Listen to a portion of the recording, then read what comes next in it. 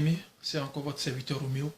En fait, aujourd'hui là, nous allons parler d'un sujet très important pour nous. C'est ce mois de décembre là pour nous chrétiens. Ce mois de décembre est significatif pour nous. Et ce mois de décembre là, il est pour nous l'année de la nouvelle alliance. L'année où nous devons tisser de nouvelles alliances pour l'année à venir. Et pour les personnes qui sont tapis dans l'ombre, je n'ai pas envie de faire trop de publicité pour eux, vous les connaissez déjà. Ceux-là, c'est l'année de l'accomplissement pour eux. C'est-à-dire, les actes qu'ils ont posés, les mauvais actes qu'ils ont posés depuis toute l'année, c'est cette année-là, c'est ce mois-là qu'ils prennent pour pouvoir accomplir les actes. C'est-à-dire, si t'ont programmé, en Afrique, si t'ont programmé à te manger, en sorcellerie, comme on le dit dans le jargon ivoirien, c'est ce mois-là qu'ils prennent pour te manger.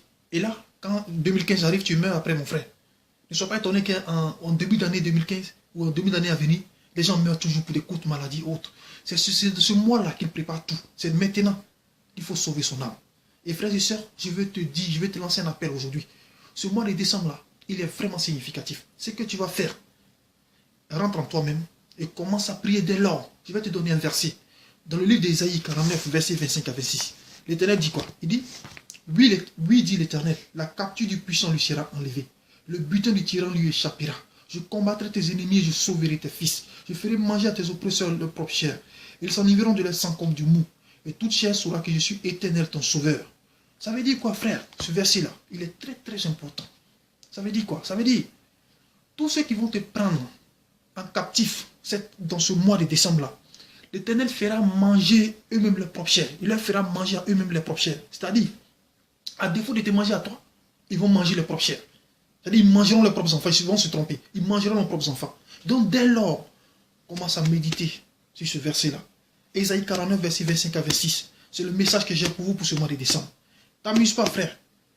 Vous n'êtes pas surpris demain. Les courtes maladies, ça n'existe pas.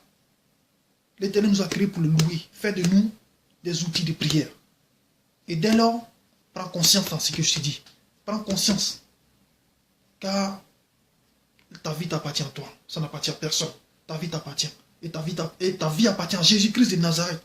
Parce qu'il faut que tu témoignes de lui demain. C'est pour ça que je t'exhorte aujourd'hui. Prends ce verset et commence à méditer là-dessus. Commence à prier. Confie ta vie à Dieu. Confie ta vie à Jésus. Pour ce mois de décembre, il est très spécial ce mois-là. Sois béni. Que Dieu te garde. Que Dieu vous garde, frères et sœurs. Peace and love. Je vous aime.